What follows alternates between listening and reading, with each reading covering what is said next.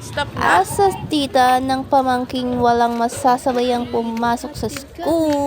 Ayan nga, ihahatid namin siya ng aking bunsoy. Lakad dahil walking distance lang naman ang kanyang school.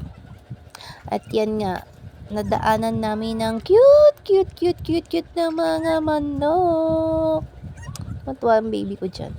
At yan nga, malapit na kami sa school at napaaga kami dahil, sinadya ko palang maaga kasi nga baka umulan. Abutan kami ng ulan ni Bunsoy. Mahirap magkasakit sa panahon ngayon.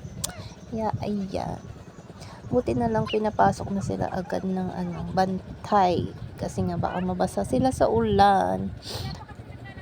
After nga niya makapasok, punta kami, napalingon ako dyan, sabi niya ng ice cream, and dahil na-miss ko ang Coke float ng Jollibee, tinry ko ang kanilang soda float.